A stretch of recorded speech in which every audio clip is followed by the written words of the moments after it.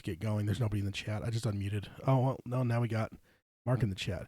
See, the freaking chat thing on this thing is not accurate. It's still, what's that? Yeah, mine shows 0. Stupid YouTube. How's it going, Mark? Good to have you here. Okay, see, now it's showing 1 for me. Yeah, I don't know. Their interface is not. Wait, is your mic on? You're not muted. It was not on. There you go. That's me. Helps if you turn the mic on. I know, right? Figured you would have learned that back in, the acting days in high school. No, I just let people do things for me. Those stage crew heathens. Oh, yeah, something like that. Okay, yeah, so we're here to do a book club.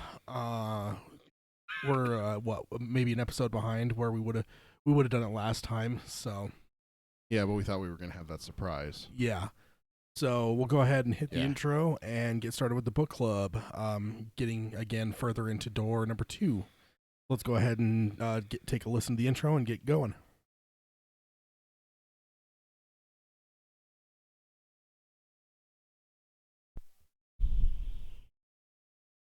The Dark Tower by Stephen King.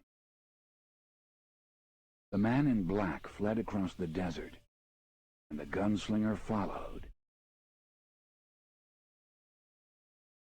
Go then. There are other worlds than these. Death, not for you, gunslinger. It's time we had our own palaver, I think, and it's going to take a while. And yet, dauntless, the slug horn to my lips I set and blew. Child Roland to the Dark Tower came. We are quartet, one from many. The palaver begins. Hello and welcome to Dark Tower Palaver. This is our podcast covering Stephen King's Magnum Opus, the Dark Tower series. My name is Tad. And I'm Peter. And we're here for book club episode, and this is going to be part 12. Yes, part 12. I guess I can change the slide too. Part 12 of our book club for Drawing of the Three, which is an awesome book, of course, and definitely getting kind of in the heat of it here. We're right in the middle of the book, pretty much dead center according to the Kindle counter. And yeah, Peter with his less scientific squeezing the book together and saying, are the two halves there? I'd say it's about 51.49%, if I do say so. Have to get some calipers and measure it. You probably got some laying around here somewhere, don't you? No, I don't. Oh, no. blue words. Yeah, so we'll go ahead and hit the introduction stuff real quick. First of all, we don't have to worry about any spoilers. We're not going to go any further than we're going to go in this episode. We may spoil stuff from the first half of this book and the first book, but we won't spoil anything past the section that we're in today. So if you are still in the midst of the series, even if you're ahead of us, you don't want to listen to the roundtables because we might spoil the ending, which tends to happen more often than you would imagine. Yeah, it really does. That kind of stuff. Then this is the episode you want to be listening to until you've at least finished the 7 proper books. With the side tales and the comic book stuff like that, I don't know how much people are really into the whole being super careful about spoilers. So yeah. Yeah, these are the episodes you want to be listening to. If you want to subscribe to us, you can do that on iTunes. You can stream us on Stitcher, and you can find us on any podcast services. If you could be so kind as to subscribe, rate, and review us on iTunes, that would definitely help the show, as that always boosts. That kind of is the most visible. Where the most visibility is for where most people find podcasts. Even when I look at our stats and stuff, I think it's something like 60 to 75% of our listening audience gets us through Apple's service still. Okay. So it's just the biggest thing out there. So if you do want to take a little bit of time and rate and review the show, iTunes is definitely the place. If we could pick only one, where we'd like you to do that if you could. Then also we have the show notes, which is at darktowerpalaver.com. on there.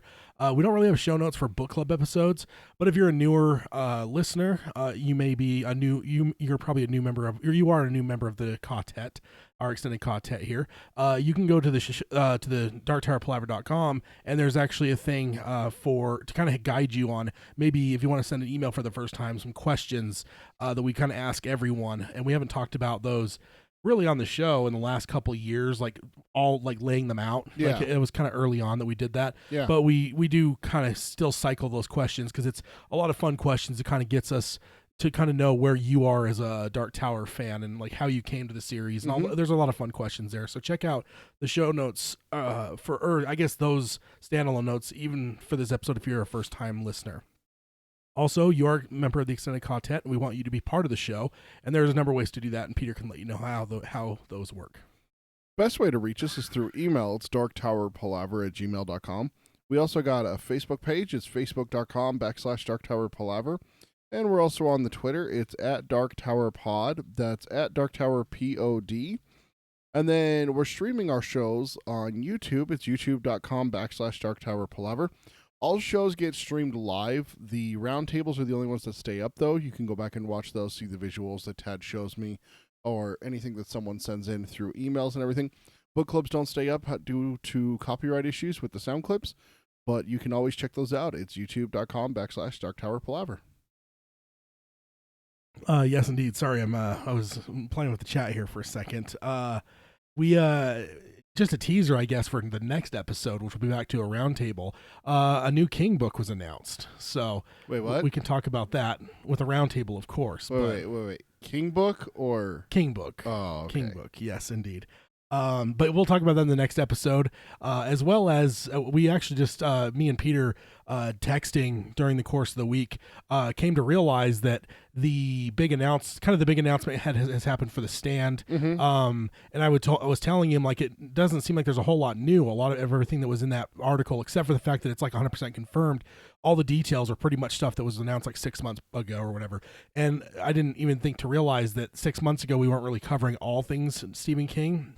So we actually never originally covered the story as it progressed more recently. So there's a lot of stand stuff that we haven't really talked about yet. So we'll probably touch on that a little bit in the next episode as well, because really, even though it's in some cases old news, it's stuff that we haven't really talked about here. So like Peter was unaware, there may be listeners that if they lean on us for like knowing kind of what's happening, they may not know as well. So we'll talk about that all next time. But this time I am excited to dive back into the book for book number 2 here.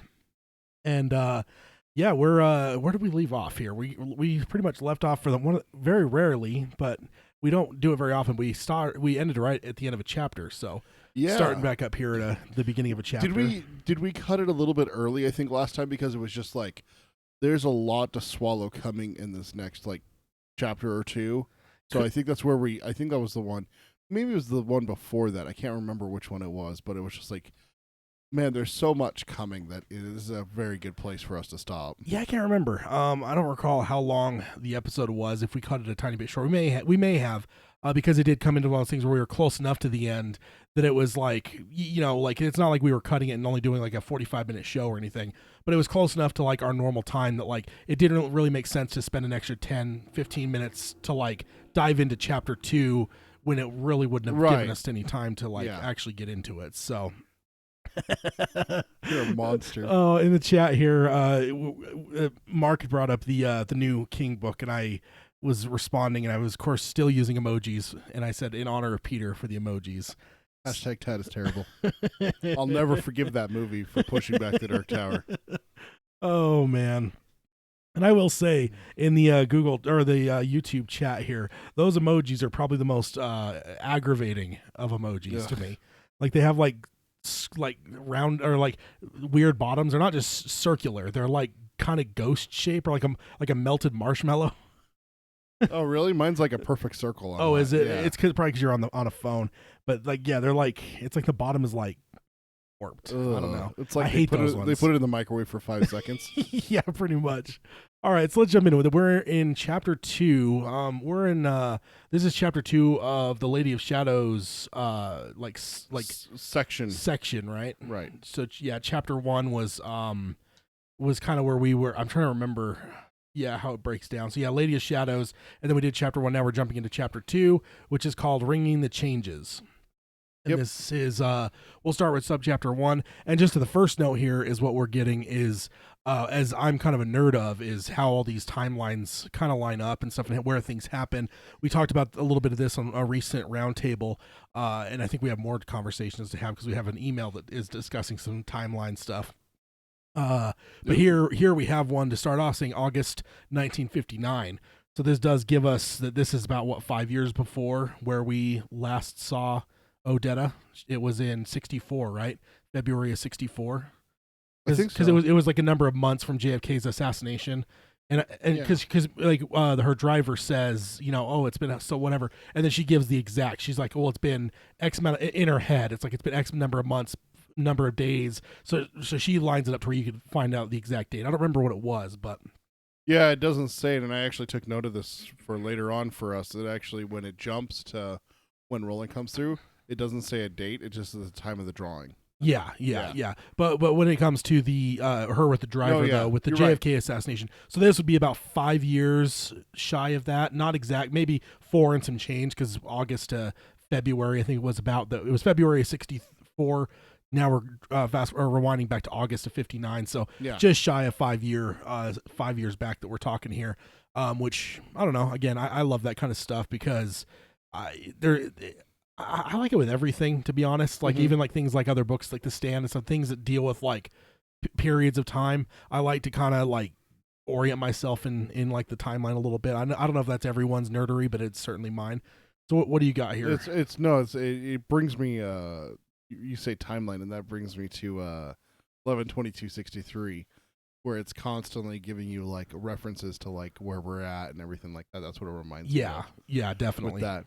Basically, this whole first section is something I wanted to like kind of not like dive into too deep, but it's basically just like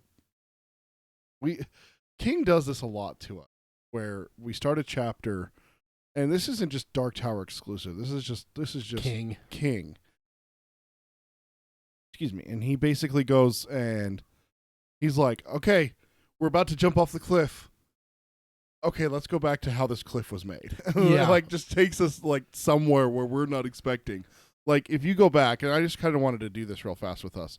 Like, we left this with the last end of the chapter where Eddie's threatening Roland that if he goes through the door and doesn't take him, he's going to cut his throat and everything like that. Yeah. And we're expecting Roland Pretty tense. we're expecting Roland just to go right through. And I brought this up before on book clubs, is that King has a great way of making you forget about that instantly. Yeah, pretty quick anyway. And so I took a note for what page it was for me, and it's 4 pages from where we're at now, for where we finally get to where it comes back to where we... No, not even that. Oh. Just like we start getting back to where, because we've already seen Detta and Odetta. Yeah. We've already been introduced and to we've that. kind of seen them, not just even from a first-person perspective, but kind of from the perspective of the doorman and the driver, right? Like, we kind of saw through their conversating that, like, how do they interpret this? Like, they kind of know something's wrong. So, and I think that's interesting, too, because rather than just give you, like, one angle of it, King gives us multiple angles, where we kind of know what's... And we also even know some things like we're going to get to in this section, most likely. He gives us some signs that they have found as to maybe things that predate occurrences. Right. So, and that's where I wanted to bring focus to this, because basically these 4 pages here before my first real like wanting to read a paragraph is basically an intern who's doing this program where he is supposed to ride with the ambulance, the paramedics. Yeah. And hopefully that can make the difference between life and death. It's a PR stunt, and he doesn't get paid for it, and everything like that. And I honestly think that, like, reading this, I wonder if this is a real program at any point. And I honestly wonder, because, like, wouldn't this be a great thing to, like, test a potential doctor if they're going to be, like, in an ER, right? They have to be able to deal with anything. And trauma doctors, right? Wouldn't this be a perfect thing to, like, oh, yeah, test a guy's mettle a little bit? Like, can you handle the stresses by throwing them in an ambulance? No, yeah, and that's something I wanted to bring up, was like how insane this sounds and everything like that. And there's a part here, like, I didn't want to go too much into this because it's really hard for me to read this stuff out loud. It's like they go over like the plane crash that he had to work and like what happens to him afterwards. Yeah, where he And stop me if you have anything here specific you want to go over. I'm kind of just glossing over these first like 4 pages here. I mean, I had like some notes here as we kind of as like they first because like it's like a weird conversation to start that doesn't really have anything to do with it. But then like mid line, it's like any idea if she'll pull through. Don't know. Like, and then he said he tried to sound sage and knowing about the unknown, but the fact was that that the resident on duty and then a pair of surgeons had taken the black woman away from him almost faster than you could say Hail Mary full of grace, which he had actually had on his lips to say. The black lady had really looked as if she wasn't going to last very long.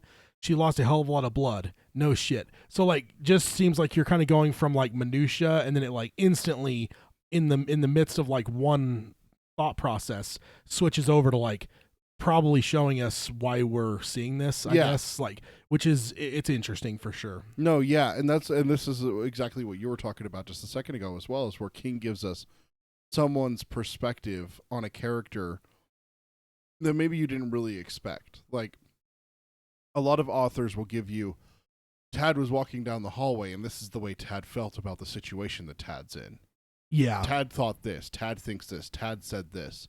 With King, it's the security guard that Tad walked past noticed that Tad was walking a little bit slower than normal and seemed a little bit down. You know, it's just things like that King does that I love. Yeah. I really haven't found many other authors that can do it this way and make it so engaging. Like these two characters here, which is George and Julio, like their story rivets me. Like every time I read through this, I'm always like, gosh, this is so riveting, because it's like it's something out of like what is the channel that does like the hospital shows and like the trauma centers and stuff like that. Yeah, like kind of reality based shows. Or you rewind further in history and you get into like the 90s where you have the ER Rescue 911. Do you remember that show? Yeah, from the 90s. Yeah, stuff like that. This kind of like brings back those heydays for me, where someone's like calling 911. You get the whole story. You get their thoughts about it afterwards. You get that, that cheesy reenactment. Yeah, except this doesn't have Shatner in it. No, it does not have Shatner in it. And so one of the things here was like the plane crash and everything like that is something that I wanted to kind of just go over real fast. Like this is something that, like what you were talking about, testing his metal. Yeah. That he dealt with was a plane going down. And it says like 5 people survived. Yeah, 65 on board. 60 of them was dead right there. Yeah. So yeah. That was one thing. Yeah, DRT, dead right there. Yeah. Which I like when authors take that kind of that liberty and make up their own little phrases that, like if me and you were these paramedics, we would have come up with something like that. Yeah. Yeah. And so like he goes through it, and like I love that he shows you like his inner turmoil here, because he has this nightmare that his mom severed head starts yelling at him from the wreckage. Yeah.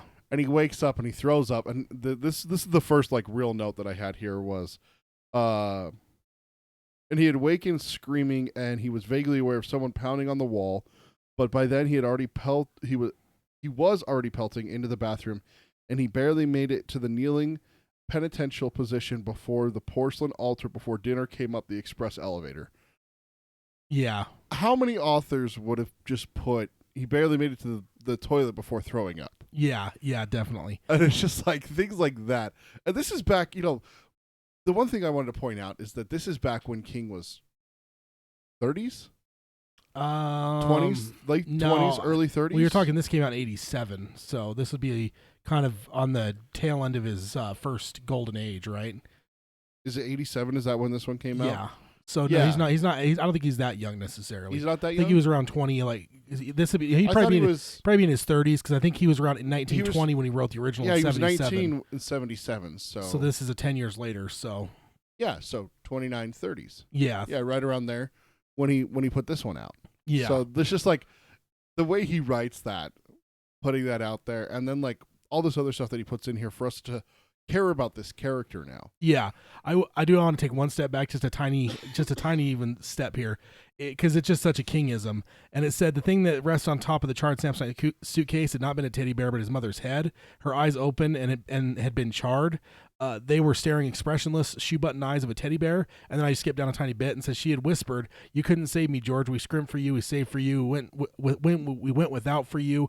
Your dad fixed up the scrape you got into with that girl, and you still couldn't save me. God damn you!" Like, That's fucked up. Right? And I just feel like that's just such quintessential King, Yeah. to play with like such a that just feels real to me for some reason, real in the mind of George here. I don't think that this is anything that like he would ever actually hear from his mom, but Right. this is something that like in his mind the guilt would create this Yeah. image, and it's just such a fucked up image. And I'm just like, all right, King, there's a reason you have the reputation that you do, because people don't come up with shit like this other than you, it seems like. Right. And then it's like he's like, enough is enough. I'm going to get out of the bone business, and I'm going to be done. I'm going to move on. I'm going to go find something else. There's a Popeye reference in here. And then he wakes up and he still wants to be a doctor. Yeah. And then there's the big bold letters here in my version. It says, if you can take this, you can take anything. Yes, correct. The messy business in the subway happened 4 weeks later. Yeah. And that's where you kind of got the hint that we were already talking about Odetta and Detta. Yeah. Because we already knew that she had lost her legs. Yeah. We knew that she had lost her legs in the subway accident. I can't remember if they go over how it came about. I honestly can't. Can you? I don't recall. It's hard to remove all context and put it. So I don't know that all the details have been put to us yet until here. No, yeah, and that's where I didn't want to go too far with that, because I honestly could not remember. Do they actually tell us like how she ended up having the accident like that? But basically, it's just like, I mean, think about what this intern went through. In a 5-week span, he dealt with a plane accident, mass casualty, that having nightmares because of it. Yeah. To a situation like this, and that's where basically I started my notes, is basically here. Subchapter 2. Yeah, where they start talking about it, and the lady was some fucking weird. You know what Julio said? And it's just, I like here where he goes into it. George breathed an interior sigh of relief. It was, if Julio hadn't opened the subject, George supposed he wouldn't have had the sack. He was an intern, and someday he was going to be a full-fledged doc.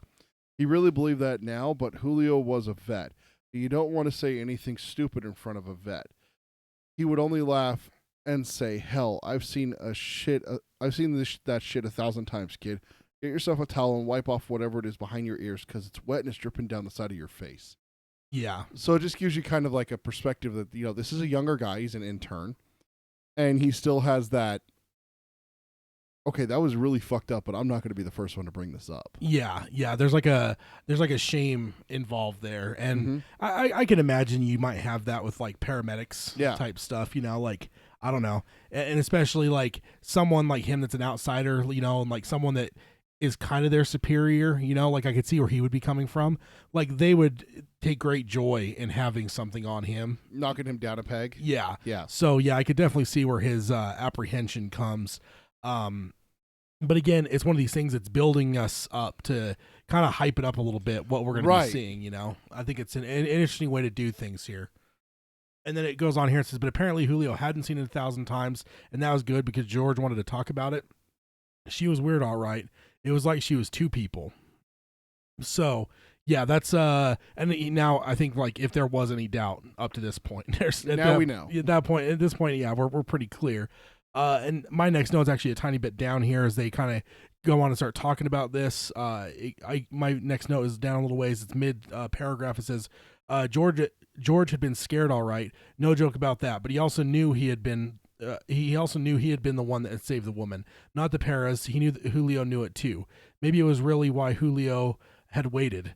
The old black woman had helped, and the white kid who had dialed the cops while everyone else was, except for the old black woman, had just stood around watching it like it was some goddamn movie or TV show or something, part of a Peter Gunn episode, maybe.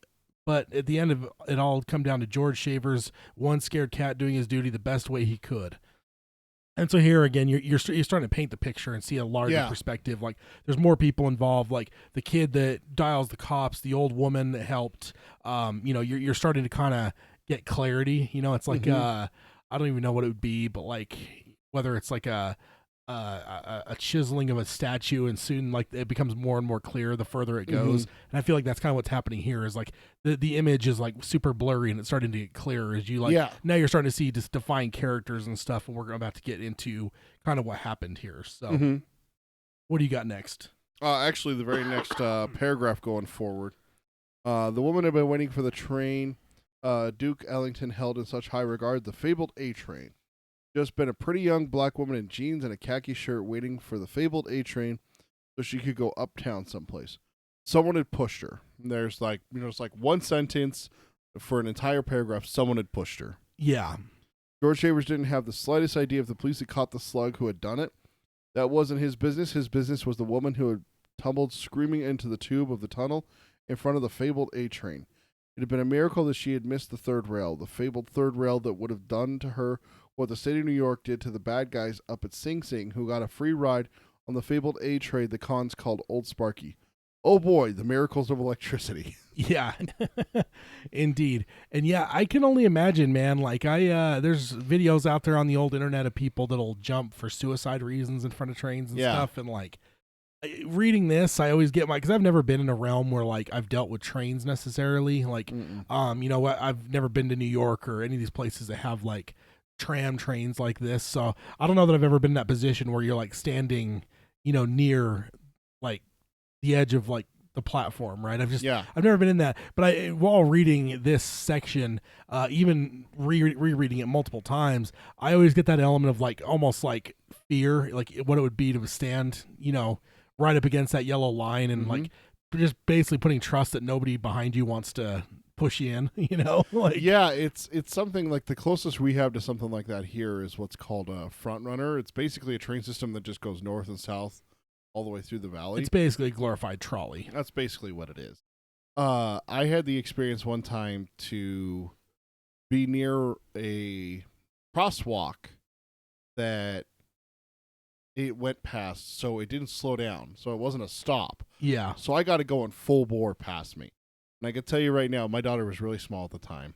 I can tell you right now, man, I hung onto her hand really tight. Yeah. Like, that's one of those things that just, like, you don't want to mess around when it comes to stuff like that. And then, like, there was this one time me and my wife were riding it downtown to go to, I can't remember where we were going.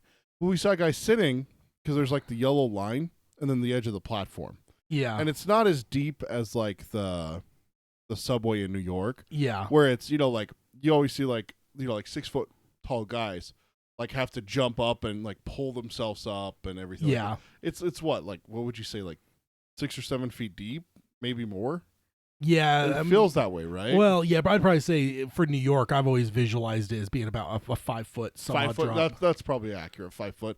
Yeah. Because they're bigger trains. They're big trains. They're big trains compared to these little trolleys that we have. Yeah, because ours is like, like 2 feet. Yeah. The guy was barely able to sit off with his feet hanging off. And I just was so anxious the entire time watching him. And I'm just like, what are you doing?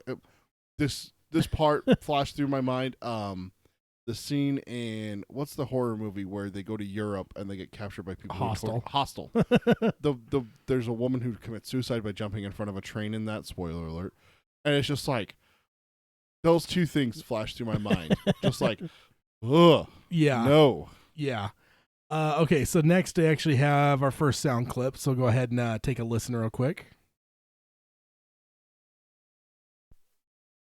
He tried to crawl out of the way, but there hadn't been quite enough time, and that fabled A train had come into the station screeching and squalling and puking up sparks because the motorman had seen her, but it was too late for him and too late for her. Steel wheels of that fabled A train had cut the living legs off her from just above the knees down. And while everyone else, except for the white kid who had dialed the cops, had only stood there pulling their puds, or pushing their pudenda, George supposed, the elderly black woman had jumped down, dislocating one hip in the process. She would later be given a Medal of Bravery by the mayor, and had used the do-rag on her head to cinch a tourniquet around one of the young woman's squirting thighs. The young white guy was screaming for an ambulance on one side of the station, and the old black chick was screaming for someone to give her a help, to give her a tie-off, for God's sake, anything at all, and finally some elderly white business type had reluctantly surrendered his belt. And the elderly black chick looked up at him and spoke the words which became the headline of the New York Daily News the next day, the words which made her an authentic American apple pie heroine. "Thank you, bro." Then she had noosed the belt around the young woman's left leg, halfway between the young woman's crotch and where her left knee had been, until that fabled A-train had come along. George had heard someone say to someone else that the young black woman's last words before passing out had been, "Who was that muffer? I'm gonna hunt him down and kill his ass." There was no way to punch holes far enough up for the elderly black woman to notch the belt, so she simply held on like grim old death until Julio, George, and the Paras arrived. Yeah, so that's Yeah.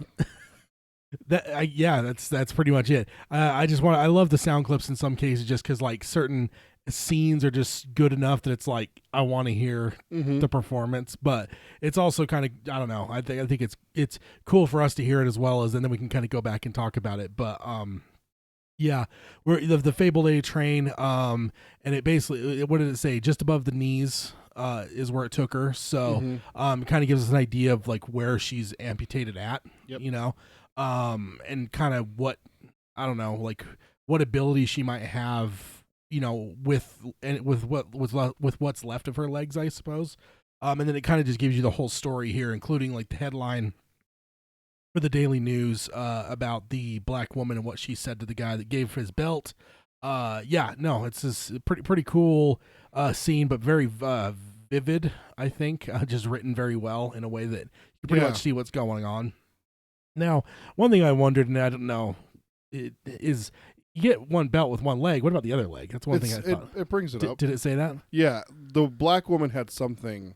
Is that one of those things I missed? See, sometimes I just miss things. And used a do-rag on her head to cinch, that's right. tourniquet around one of the young woman's squirting thighs. That's right.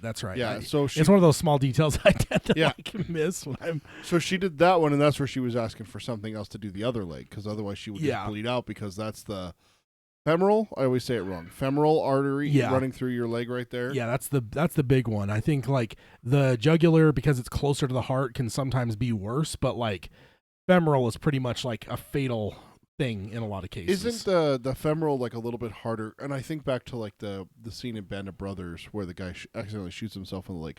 Isn't it a little bit harder to deal with than like the neck ones, because the neck ones really don't have much covering it.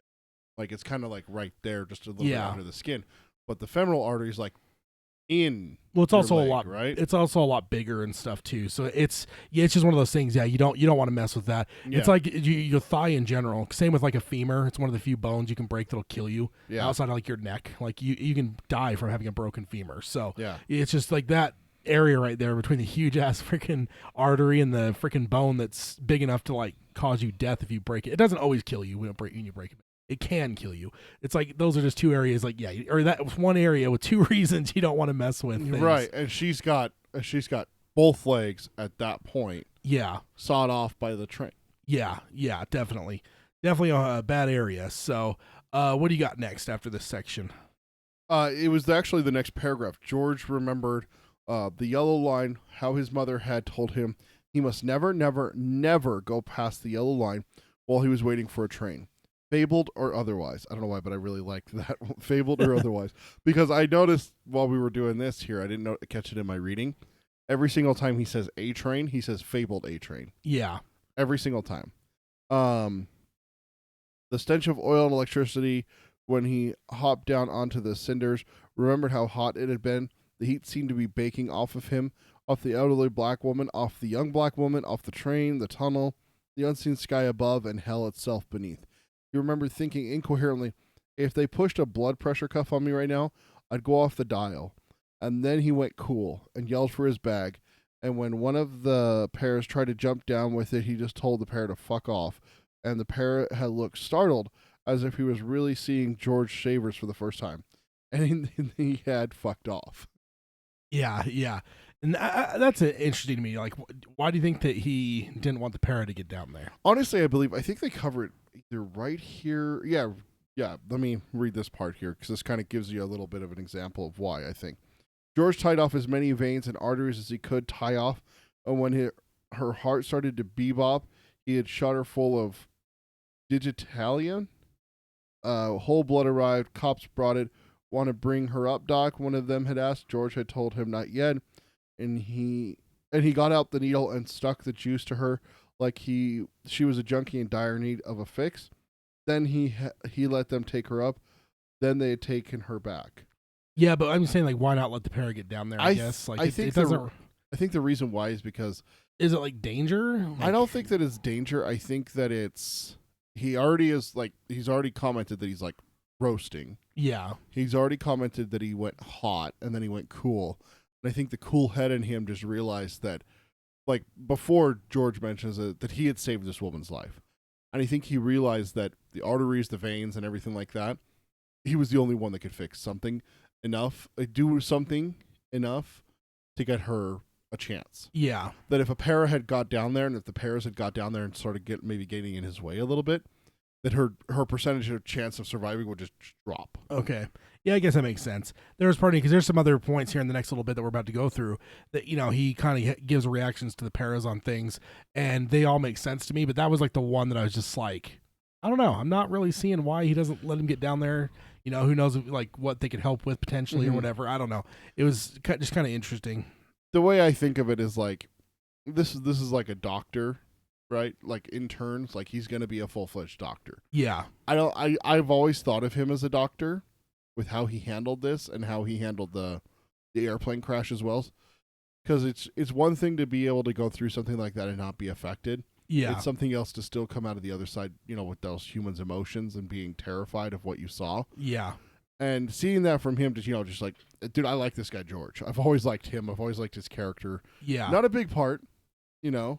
Yeah. And seeing him basically take the reins here is kind of like along the lines of like, if you're going to go into a firefight with Roland at this point, you're going to give him everything that he wants. Yeah. And that's kind of where I feel like with George is he's a medical gunslinger. Yeah. Kind of thing. It's like, I always thought that was kind of interesting. I can't remember where I read that one time. I was looking up something, and it's like, it was like an article that was like, I can't remember. It was something like the side characters of the Dark Tower that stood out to us. Yeah. And George was one of them. He was high on the list. He wasn't. Yeah. He wasn't not very high ranked, but he was like 9 or 10 or something like that. But he stood out because of how he handled the situation. Yeah. And I think the first step here is establishing that he wanted to handle it. Yeah. So you know, when you mention side characters, it makes me think like there was a movie, and I can't even remember what it was now off the top of my head, but there was a point when I was watching a audio commentary, and they pointed out a character, and they said, you know, this is a side character, you know, I think it was a female, and like she, you know, she's only in this movie for like a minute and a half, 2 minutes tops. He's like, but you know, like me as a director, I want to cast and I want to create a character that's going to be interesting enough that if the movie was to completely divert and follow this character the rest of the way, you would be okay with it. And ever since then, that's always stuck in my mind. And even when it gets into like literature and stuff, it's like when we run into characters like this, it's like, you know, if this entire book turned on a dime, and, you know, I know there'd be some elements of like, fuck, all right, in the middle of the story, like, why are you turning it on us? And yeah. But it, like, maybe if it was only a singular book and it wasn't part of a larger series and stuff, like, you know, I guess maybe apply that same question. Would you be happy if it had turned, you know, and went another 40, 50 pages to cover George and the rest of his, you know? Yeah, like, I mean, give me whatever I can get from King when it comes to the Dark Tower, but I honestly think that would have been fun. Maybe not in this book, but I always think it would be fun. What would be really fun is if King went back and wrote some short stories about some of these characters, with maybe like follow-ups, and have them come across. You know, have George be older and in a pharmacy, at a, you know, and everything like that later on. And or, you know, maybe he's in the Stand universe, you know, we don't know, you know, and everything like that. So, you know, it would be interesting to see, like, revisit that. It's something that I've had the experience. I started I dove back into the Harry Potter series. I said I had that hankering on our last roundtable. It's something that I've discovered that the Harry Potter series is full of with the fans, is where they'll take a side character and they'll write a story about them. And that's what a lot of the fans do, is like, especially now that these movies that are coming out for it, the ones that are called Fantastic Beasts and Where to Find Them, and you not being a Harry Potter guy, I know You didn't know that. Yeah. But that's starting to delve into like the Americas and like the Magic Institution here in America and everything like that. So it's just like it's opening up just like a whole new thing. If I found a fan written thing for George, yeah. I'd read it. Yeah. Oh yeah. Yeah, and I kind of feel the same way. Like I think there's other characters for sure, but yeah, he's definitely one that would be interesting to see more. Because yeah, he shows us a lot in this. So yeah. But then as we go on a little bit here, or now this last little bit before we get into subchapter 3 is on the way she had awakened, and that's when the weirdness had started. Oh yeah, I missed that part. It was Yeah. up on the top of the next page for me. Oh yeah, yeah. Old heathen book. And then we get into subchapter 3. And we'll have a sound clip here in a little bit, but let's get some of this first stuff. It says George gave her a shot of Demerol when the Paras had loaded her into the ambulance. She had begun to stir and cry out weakly. He gave her a boost hefty enough for him to be confident she would remain quiet until they got to Sisters of Mercy.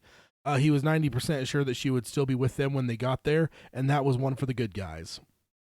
So, they're now, he's basically given her more drugs, but this is kind of something to kind of knock her out.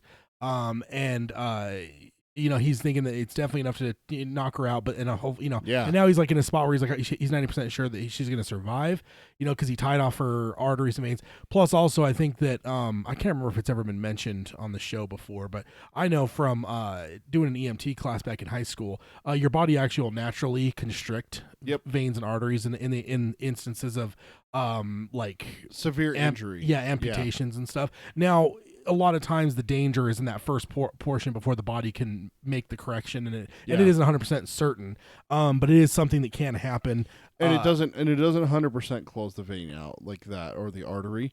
It'll shrink it down though, so it'll give me an estimate. Constricting. If it's flowing at 100%, if it constricts, what would you probably say? Get down to like less than a quarter. Yeah. So yeah, so your body, the body's an amazing thing, and it does a lot. It does a lot to keep itself alive, I guess is one thing to say. And then it says her eyes began to flutter when they were still 6 blocks from the hospital. However, she uttered a thick moan. "We can sure up again, Doc," one of the paras said. George was hardly aware of what this is the first time a paramedic had designated to call him anything other than George, or worse yet, Georgie. "Are you nuts? I just as soon not confuse DOA with OD if that's the same to you." So that that kind of it makes me wonder, like in a situation like this, like are paramedics more prone to get edgy with like because paramedics pretty much can use a lot of drugs. Like that's why the paramedics are the highest. Like I said, I took an EMT class. There's like EMT, there's EMT basic, EMT basic, intermediate, and advanced. And like once you get through all of those, you can get into the spot where you can get paramedic. But paramedic, yeah, it's one where you could actually like give like more advanced drugs. Not just like activated charcoal like EMT basic or something like that, but it's like heavier on. So it makes me wonder with like this, like if it wasn't for George being here, would the paras on their own have shot her up with more stuff and potentially OD'd her, as George is saying here. He doesn't want to OD her basically. So, yeah, I don't know, kind of an interesting I don't know, like what if almost when it comes to like this is like, if you don't have this more sure-handed dude, if it was just these paramedics, like how much different would something like this, how much different would it end up potentially?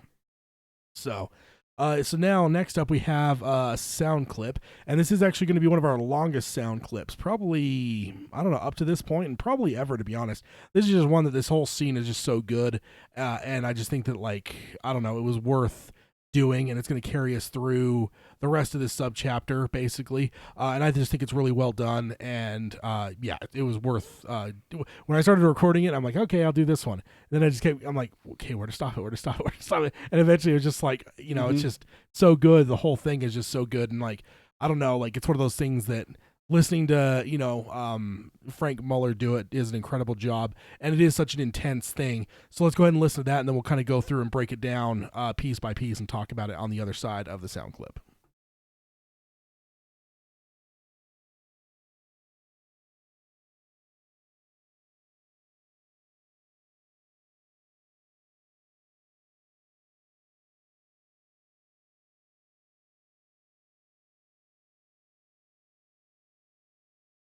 returning his gaze, were awake and aware. "What has happened to me?" she asked. George remembered the man who had told another man about what the woman had supposedly said, how she was going to hunt the motherfucker down and kill his ass, etc., etc. That man had been white. George decided now it had been pure invention, inspired either by that odd human urge to make naturally dramatic situations even more dramatic, or just race prejudice.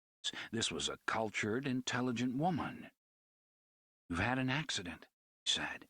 "You were—" Her eyes slipped shut, and he thought she was going to sleep again. Good. Let someone else tell her she had lost her legs. Someone who made more than $7,600 a year. He had shifted a little to the left, wanting to check her BP again, when she opened her eyes once more. When she did, George Shavers was looking at a different woman. "Fucker cut off my legs. I felt him go. This the ambulance?" Yes, George said. Suddenly he needed something to drink. Not necessarily alcohol, just something wet. His voice was dry. This was like watching Spencer Tracy and Dr. Jekyll and Mr. Hyde, only for real. "They get that honky mother?" "No," George said, thinking the guy got it right. God damn, the guy did actually get it right. He was vaguely aware that the paramedics, who had been hovering, perhaps hoping he would do something wrong, were now backing off. "Good. Honky Fuzz just be letting him off anyway. I'll be getting him. I'll be cutting his cock off. Bitch, I tell you what I'm gonna do to that son bitch. I'll tell you one thing, you son bitch honky. I'm gonna tell you to—" Her eyes fluttered again, and George had thought, yes, go to sleep. Please, go to sleep. I don't get paid for this. I don't understand this. They told us about shock, but nobody mentioned schizophrenia as one of the... The eyes opened. The first woman was there. "What sort of accident was it?" she asked. "I remember coming out of the eye." "Eye?" he said stupidly. She smiled a little, painful smile. "The Hungry Eye. It's a coffee house." "Oh, yeah, right." The other one, hurt or not, had made him feel dirty and a little ill. This one made him feel like a knight in an Arthurian tale, a knight who has successfully rescued the Lady Fair from the jaws of the dragon. "I remember walking down the stairs to the platform, and after that—" "Someone pushed you."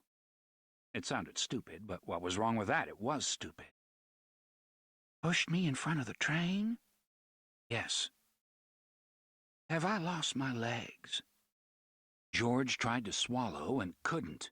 There seemed to be nothing in his throat to grease the machinery. "Not all of them," he said inanely, and her eyes closed.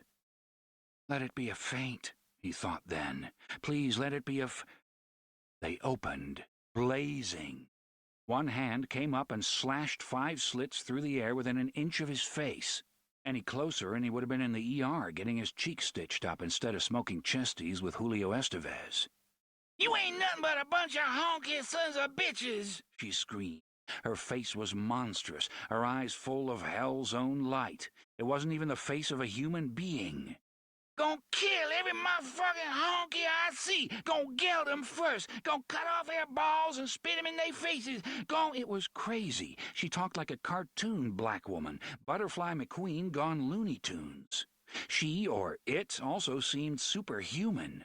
This screaming, writhing thing could not have just undergone impromptu surgery by subway train half an hour ago. She bit, she clawed out at him again and again, snot spat from her nose, spit flew from her lips, filth poured from her mouth.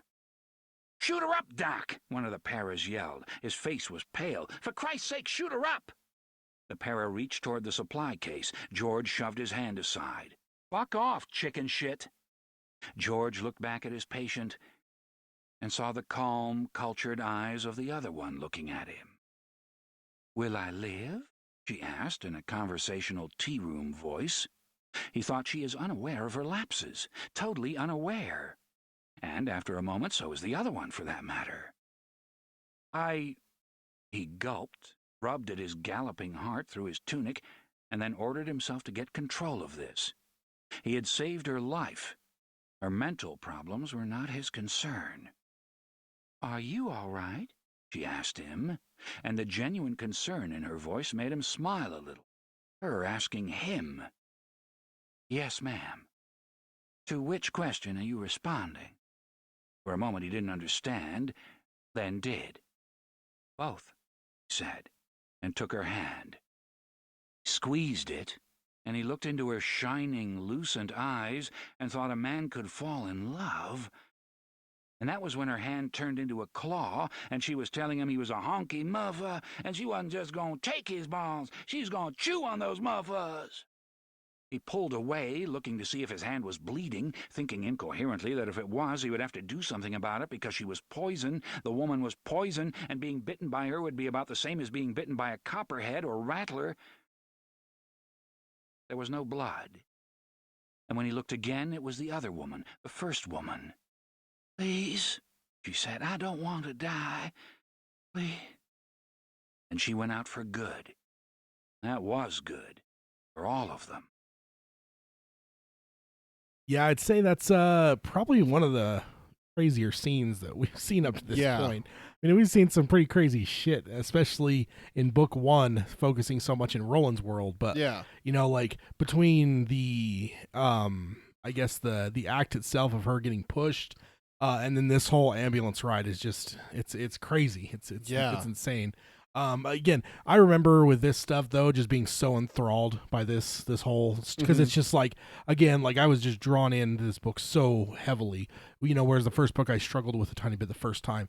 This book just grabbed me by the nose and pulled me the whole way to the last page. But it, like, you know, Eddie's whole thing in door one and stuff, but then this like was just as much, because it's just like, what the hell is this? You know, like this is insane. Right. So I don't know.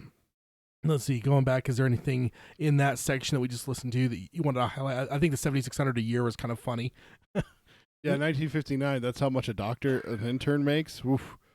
7,600. Yeah, that's I look at that in the modern sense. I'm like, wow, that's I mean, at the same time, I guess you probably could have bought a car for $300 back in those days. So I don't know.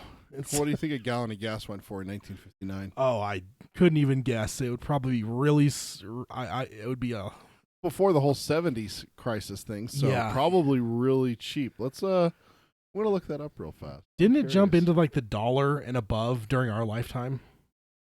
I think I want to say when we were younger, no, when it jumped into $1. It hit it in the 70s. Well, during the shortages, I don't think that counts. I'm talking about your average, like the normal gas price without any kind of like emergency. I think it moved up into $1, into that 3-digit, you know, from cents to dollars during our lifetime early on. So from 1950 through 1959, nominal gas prices climbed from 27 cents a gallon to 30 cents a gallon, with a brief stop at 31 cents a gallon in 1957.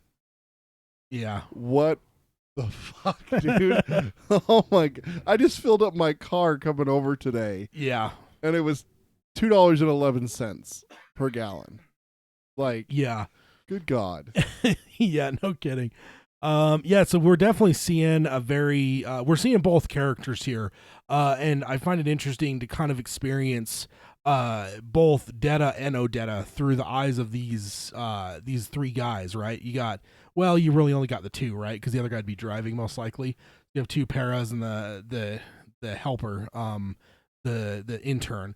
But yeah, no, I just think that like this is a really interesting because with the other two guys that we've seen with the driver and the doorman, like those guys kind of see the after effects, but they don't really see like, you know, like I don't think that Andrew driving her sees her jump from one to the other. You know, I think that he just sees like, you know, she goes missing and stuff, right? And then he has to like, well, he even wonders. I remember that being a line, like, you know, where do you go, you know, for weeks at a time, you know, and why is it, you know, why is it so bad that you have to like blank it out of your mind and stuff? Yeah. You know, so here we're kind of seeing, it's kind of brilliant the way King's doing it, because he does it in a very dramatic way to where it's easy to just get caught up in it. But really what he's doing is he's showing us like very clear distinction between who these two characters are. You know, if it wasn't clear already, you know, putting them side by side like this, minute to minute, back and forth like this, is just a brilliant way to show like very clearly the differences between the two, and maybe even more so than when we had that large chunk of Odetta and then the chunk of Detta, like in larger chunks. Like here, you're going back and forth. This is like no. The way I always thought of this is like with Detta and Odetta, how we've had it described before is a light switch. Yeah. On is Odetta, off is Detta, and it's flip, leave it on for a while. Yeah. Flip, leave it on for months. Yeah. Flip, leave it on for a few days. This is like the 6-year-old that's at the light switch flipping it back and forth. Literally, that's what it is. It's just back and forth yeah. for that light switch. And George is sitting there through the entire time. Yeah. And he actually even calls it out. Like that's how observant he was and everything like that. I don't have it found right here, but he calls out like they're unaware of the switches. Yeah, like they're totally unaware of each other. Yeah, he realizes that they don't like that. She's not really aware of the lapses, which is something that we kind of picked up already in the book, us as readers. But this is another way to put a point on it.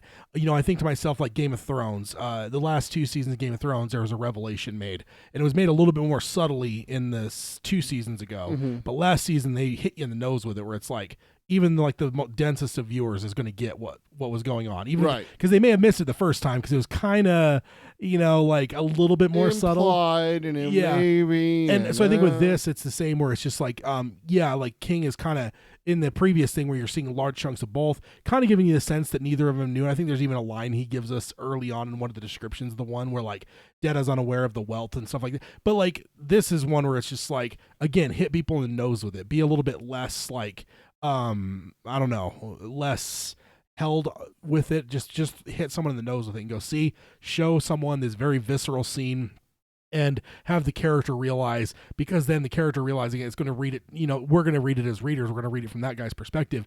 It is like, oh yeah, shit, she cannot, she doesn't get it here. She doesn't get that there's a difference there, or she doesn't get there's changes going on. Right, so, exactly, yeah. And that's a very dangerous situation to be in. Yeah. With someone like that. I mean, there's even like the description here where George talks about like even the first time the Detta comes out is just, I lost my legs. I felt him go. Is this the ambulance? Yeah. That kind of like drawl that she has. Yeah. And like he instantly knew that it's someone different. Yeah. And she wasn't hostile towards him. Like she was upset. Yeah. But more directed at the guy that pushed her. Yeah. But the second time after Odetta comes back and then Detta comes back the second time, all of a sudden we have a screaming lunatic who tries to claw his eyes out. Yeah. Like it even describes like if it had been an inch closer, he would have been in the ER getting his cheek stitched up. Like that's how hard when you think about that.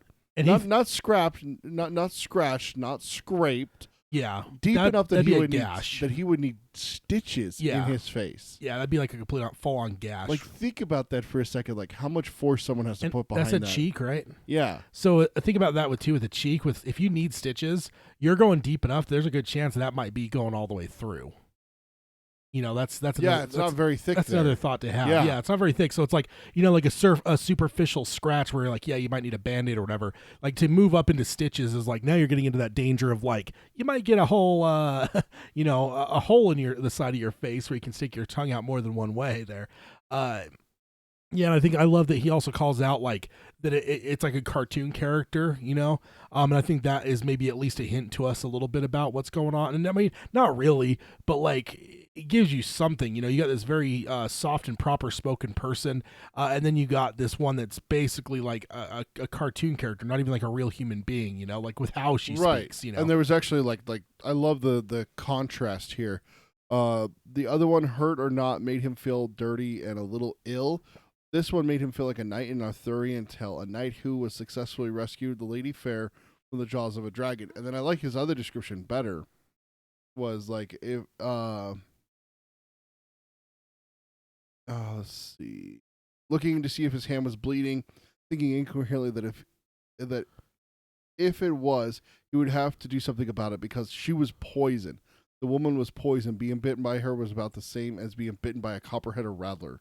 So it's just like you see like the polar opposites of these two women really exemplified and really explained well through George's vision of what he sees in her. Yeah. Yeah. So it's just like And this woman just went through this traumatic experience, and like we said, light switch, you know, on and off. And I think what's interesting too is so he's given her a downer. She's also obviously been through a very traumatic injury, and he brings it up. He's like, you know, this woman should not have this kind of strength, and it kind of gives me it puts me in a perspective where it's like, okay, like he's worried about ODing her is how much he's given her for a downer. So even the Odetta side, like the fact that she's conscious is not natural, you know. No, she shouldn't be awake even as Odetta, let alone Detta that's like driven by like this like hate and the, you know, hell's on fire is lighting her eyes type stuff. Right. But like even Odetta should be unconscious with like the drugs and the injury and everything else. So I find that the overriding like bizarre thing about this whole section here is that she is kind of she is conscious, of course, here till the end where she finally passes out. So yeah. Then we get into subchapter 4, and we get so what'd you think? Julio asked about who's going to be in the series. George squashed out the butt under the heel of his loafer. White Sox. I got him in the pool. What'd you think about the lady? I think she might be a schizophrenic, George said slowly. And of course, we can stop and say that obviously that's the incorrect clinical terms. Maybe in 87 that was right, but we know schizophrenia versus multiple personality is a far different thing in the modern day. But, well, the other thing also is that when you think about it, this conversation is taking place in 1959. In 59, so, yeah, in the 50s so as even, well, yeah. So even going back to then, yeah, even if they had updated it to, you know, split personality disorder in 1987, 59. Yeah, that's Jesus. true. That's true. Now, Wasn't lobotomy still a thing back in 1959 where it's like, oh, you're a little messed up in the head? There, you're fixed. Yeah. But I'm trying to think like they did that to, who was the famous person they did that to? The Kennedys. Yeah. Kennedy's sister. The sister, yeah. Yeah. I wonder, though, like I'm trying to remember, it's been a while since I did that high school psychology class, but I want to say that they may have even called it schizophrenia still with like Sybil in that time period. So I feel like, yeah, like you had that incorrect terminology for a good chunk of time. So, but we're obviously this is what King's writing. I'm just pointing out that like, of course, that we have different terminology now. Real fast, before we go on, I just wanted to point out that the White Sox did make it to the World Series in 1959 and lost to the Dodgers. I'm just such a nerd that I had to look that up. I was going to say nerd. I just thought it was interesting because, like, I knew the White Sox hadn't won it, but I was like, why would he say that he has the White Sox? Because the White Sox is like the most overshadowed championship in like the history of sports, in my opinion.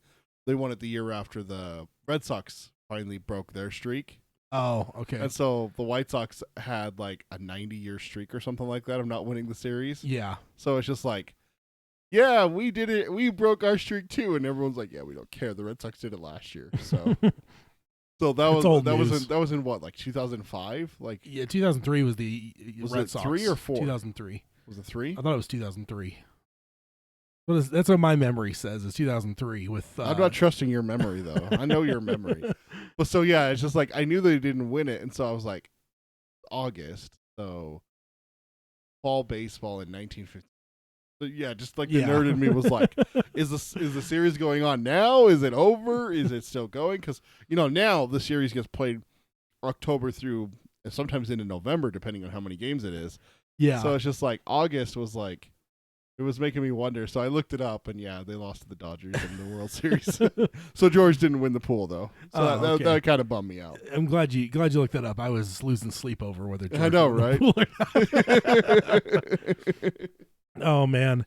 And then he says, I think let's see, think she might be a schizophrenic. Yeah, I know that. I mean, what's going to happen to her? I don't know. She needs help, man. Who's going to give it? Well, I already gave her one, George said, but his face felt hot as if he were blushing. Julio looked at him. If you already gave her all the help you can give her, you should have let her die, Doc. And that's quite the... That's a profound statement. Yeah. Yeah, I think that, like, and I just picture, like, Julio being just, like, very, like, docile, like, in terms, like, he, like, defeated, like, you know what I mean? Like, the way when you talk to someone after they've been through, like, a lot, like... Yeah. You know, like almost maybe even shell shocked to a point. Like that's kind of how I'm picturing personally when I read this, what I picture from him.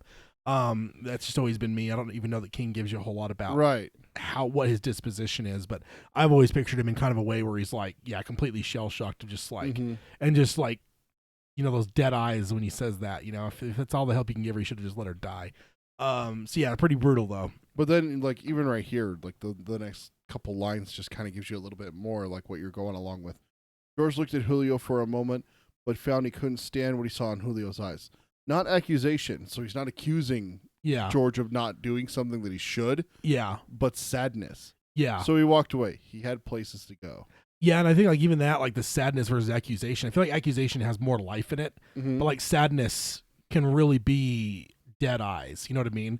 Like somebody being completely dead, you know, almost emotionally shot to death. You know, right. Like that person is if you see emotion in the eyes of someone like that, it's probably going to be sadness and nothing else. You're not going to see anger. You're not going to see the blazing eyes like we just heard King say, or know, Frank Muller read in the previous section, like blazing eyes. There's just certain things you're not going to see with someone that's beat, and the sadness just it always worked together in my mind with it. It's like this dude's just like, I almost wonder. I don't even know if they tell us any future on him, but I almost wonder if he would be gone shortly after this. Julio? Yeah, I don't know that he would last. It doesn't seem like he's. I feel like this has an impact on him, maybe even more so than like the airplane has on George. So.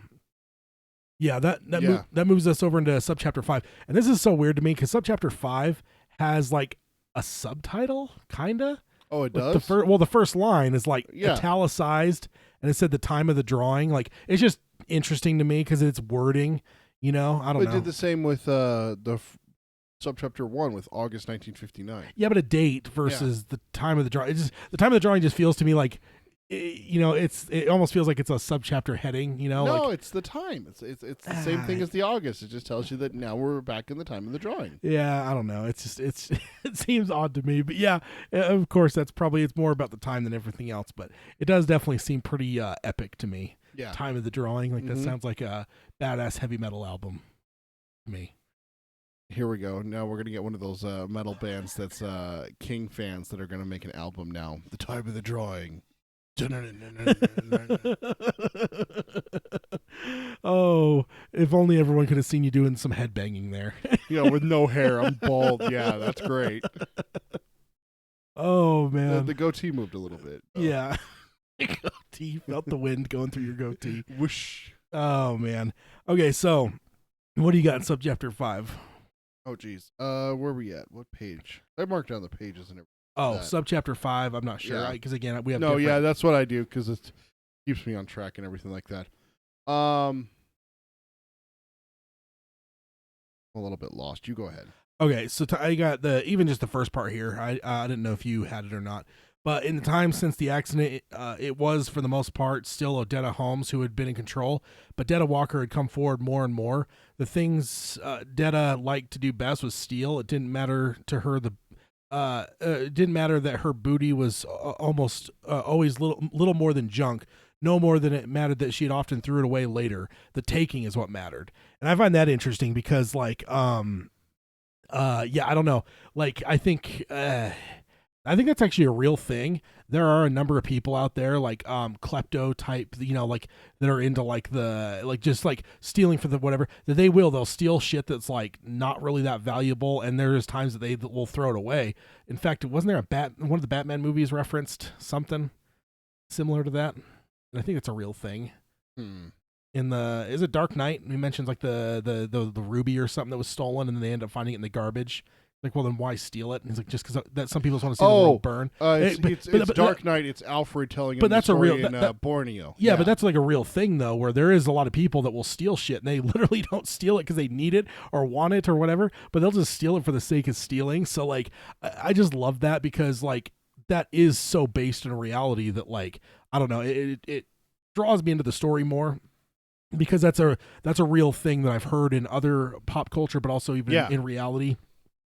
So it helps blur the lines and make me kind of, you know, get into it a little bit. Right. Someone just said that they didn't picture me as hairless. Well, I'm not. No, and that's what I corrected. I'm not completely hairless. Like yeah, you got like the peach fuzz. I buzz my head is what I do. That's my hairstyle. And I can tell you right now, my wife hates it when my hair gets any kind of long. Yeah. So it's just like the other day, it wasn't even like that long. Like you could barely like grab it with your fingers. And she's like, God, we got to shave your head. You look like such a ruffian. And I'm just like, and I'm over here with Tad, who has a ponytail, you know, hair down and going down halfway down his back or something, you know. And now I'm sure everyone's like, wait, Tad has a ponytail? Oh, yeah. Yeah, guys. Tad has a ponytail and Tad has a mountain man beard. He is a he is a beast when it comes to the hair on his head. But growing up, I always had a shaved head like Yeah, you did. Dude, by the way, just cause I found my high school yearbooks the other day. Oh, yeah. I'm sure that's good news. Maybe we should post a 20-year challenge coming up on that. Yeah, 20, 30-year challenges. 25. Just do all kinds of crazy shit. I think we're actually we could do a 25-year challenge now. Me and you. For like 7th grade yearbooks. What would it be? No, we're Well, not even that. No, we're not 20 years yet. 2024 would be. Right? Yeah, 20. Yeah. So we're not 20 years yet. No. We're 15 years. Yeah. That's what my math is bad. Yeah. I'm actually I was in that headspace though, because a teaser for everyone, probably about the same time this gets posted. If you're following my other podcast, I have an episode I recorded on the Star Wars prequels. Mm-hmm. So I kind of went through that era, like, and like that's like just that era, right? Like we met in the midst of those movies and stuff. So literally, actually, I recorded that last night. So like I was kind of in that headspace of like that time period just yesterday. So literally met you in between episodes 1 and 2 because we went and saw episode 2 together the summer after school. Yeah, but not opening night though. Not opening night. Opening night was reserved for episode 3. Yeah. We saw it 3 times in 24 hours at one theater. Yeah. So yeah, if you're following Palaver a tad, be looking for that episode here in the next little bit, probably about the same time this gets posted, if not a tiny bit before. Because with that one, I don't do it live, so I'm able to at times if I have to stop and edit right as I'm recording, like if I cough or something, because I'm still dicking with this freaking cough, man. Like it's not as nowhere near as bad as it was last week, or even is nowhere near what it was the week before when we couldn't record. Ugh. But I still will cough every once in a while and get short of breath, I don't know, and have to cough for a second because this stupid cold. You know what my lingering effect from that stupid cold was? My throat clogs up. Yeah. You've seen me do it a couple times where I just I go away from the mic and I'm just trying to clear my throat. Yeah. And having a job where I'm on the phone all day doesn't help. Dude, it sucks so bad because the nice thing is they give us a lot of room. It's not horrible office space where you have your cubicle. It's a very open plan. So if I want to stand up and have a conversation with someone and talk and walk at the same time, I can. They give us really long cords. Or even giving out more and more wireless headsets. So I do that a lot where I'm talking about things that are going on with the person's account and everything like that. And, and so it gets to the point where I'm sitting up there and I'm talking and I've been talking for a while and then all of a sudden I have to clear my throat and I'm so far away from my mute button. It's oh shit.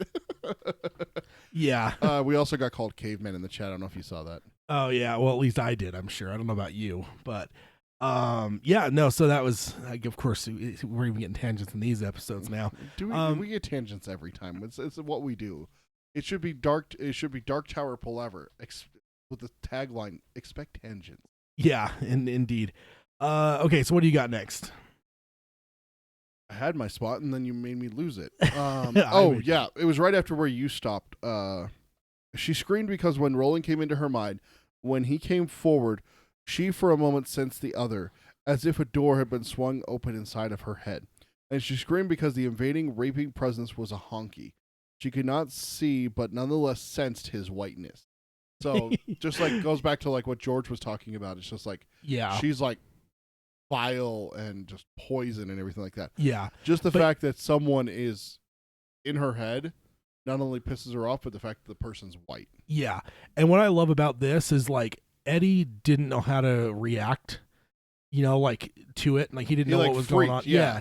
With her though, because she has two people in her head, she instantly knows. It's for her, it's she's able to skip those first 3 steps that Eddie had to go through, and she's instantly just no, there's someone in here. He's a raping honky, force in my mind, and it's just an instant reaction, visceral reaction. And I just find that interesting because it just spells out her character a little bit because again, she's going to be used to having multiple,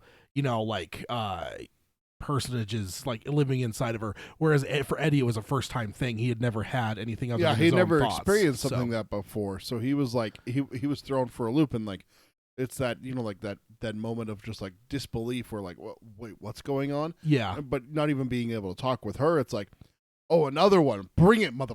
Yeah. Yeah, indeed. Indeed. And then down here, I guess it's next little bit here, it says people looked around. The floor walker saw the screaming woman in the wheelchair with her purse open, saw one hand frozen in the act of stuffing costume jewelry into a purse that looked, even from a distance of 30 feet, worth 3 times the stuff that she was stealing. Which again that's still a funny image to me, stealing a bunch of this like just garbage stuff that you may find at a Halloween place just as much as you would a Macy's, and she's putting it into like a like a Louis Vuitton bag. I don't know if it would be that in this time period, but like some expensive fucking thing that like is more than like like you or I's car in high school would have been worth. Like it's just hilarious to me. And then, of course, we get the whole interaction here as the floor walker yells to Jimmy, which is the house detective that used to be a cop. And then he's talking that then he thinks this is going to be a shit bust. Little kids, cripples, nuns, they were always shit busts. Busting them was like kicking a drunk. They cried a little bit in front of the judge and then took a walk. It was hard to convince judges that cripples could also be slime, but he ran all the same. So now we're in a spot where... Is that really what it says? But he ran all the same? But he ran just the same. I'm sorry. Okay, no, it's okay. I just wanted to make sure that there weren't differences between the Kindle version. No, because we experienced that in book 1. Yeah, so. It should be the same now. So I just read that wrong. But yeah, so we're kind of in a spot now where she just starts screaming because of Roland, and it basically puts her in a position where now she's exposed to everyone of what she's doing. Right. So now she's being accosted in some way, or not accosted, but she's being approached quickly and violently by security and I love the term floor walker. Floor walker. I love it. It just seems like, I don't even know what it seems like to me, but it just rings with me with all the time that I watch The Walking Dead walkers. So floor walker, it's like, hey, it's a floor walker. It's like, yeah, that's different from a regular walker in which way exactly?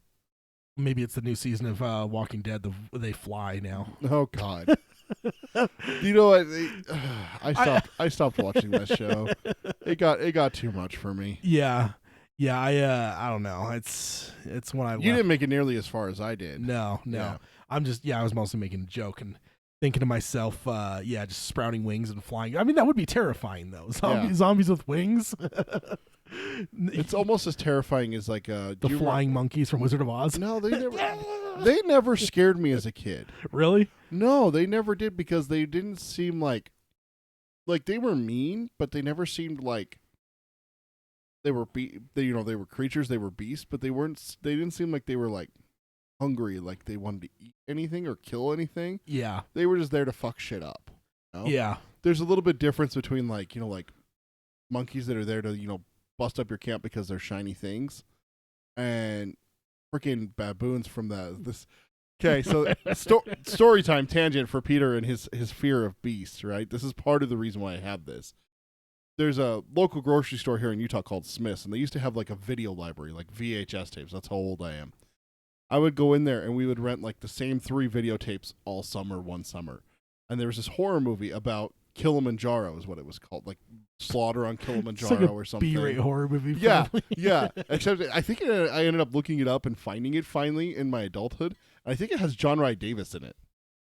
And seriously, what it is there's a drought, and this is based off of a true story actually. There's a drought, so this like troop of baboons, like hundreds of them, come down and start eating people.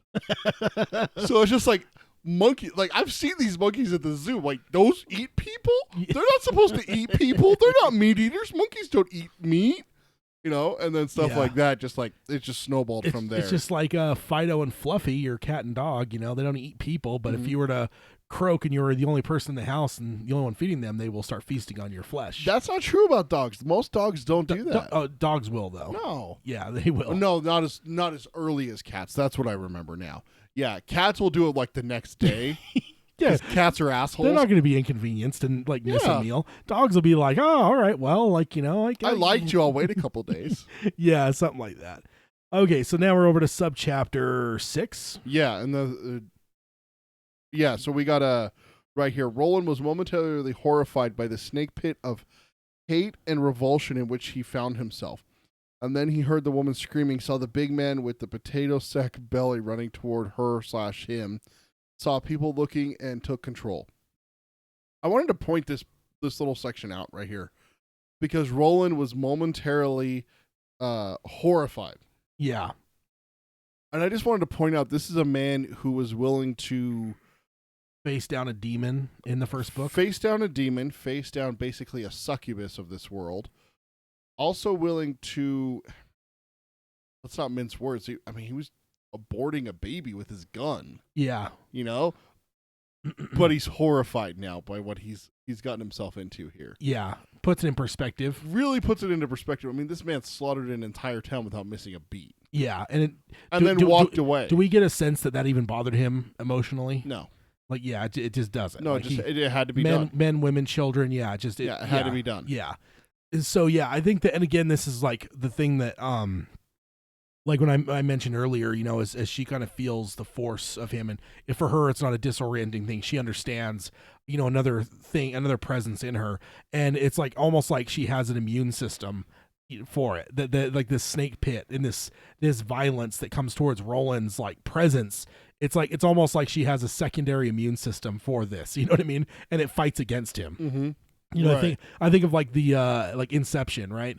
Like the whole idea of like you pay someone to like weaponize your conscious so that people can't break into your mind. Like, it's like her. She has this built-in immunity or this built-in like danger zone to like fight against him and fight. And it's a lot of it comes from her hate and her malice. But it's definitely something else for sure. And then just one of the members in the chat here made a good point. Gerald's game has a flesh-eating dog. Yeah. You still haven't read that yet, have you? Cujo. Well, that's rabies, though. That's not a normal dog. Old Yeller. Rabies. I mean... Oh, I'm gonna... you still haven't read Gerald's game yet, have you? No, not yet. But I'm familiar with the premise. You're still working your way through? Slowly, yeah. How's that going? We haven't really talked about that recently. It's been kind of... I haven't done a lot of reading recently. It's been a lot of just like, I don't know. This is the most reading you've done recently? With work and stuff, it's been really hard to have a lot of time for a whole lot. So gotcha. Yeah, it's been honestly, it's been a lot more music honestly since the turn of the year, and even like the last couple months with everything that's been going on. It's been a lot more music because I feel like my mind is a little bit more engaged like with work and stuff. Whereas like if like maybe I'm doing stuff that's a little bit more normal at work, I can throw on like a book or a podcast and be a little bit better because, I don't know, but like it's been a lot of new stuff the last couple months at work and a lot of like heavy stuff, like mental, so like a lot of heavy thinking and shit. So your attention's really focused on that. So if you put on like a podcast or an audio, I'm going to miss most of it. You're going to miss it. Yeah. So that's where I'm at on that. It'd be a good time to listen to things that you've already listened to. Like, I don't know, Tower series. Yeah, but then I don't want to like give it half attention. I get you. That would be disrespectful. Fair point. To the series. And then it goes on here, says he turned the chair and began to shove it forward. The aisle rolled past him, her.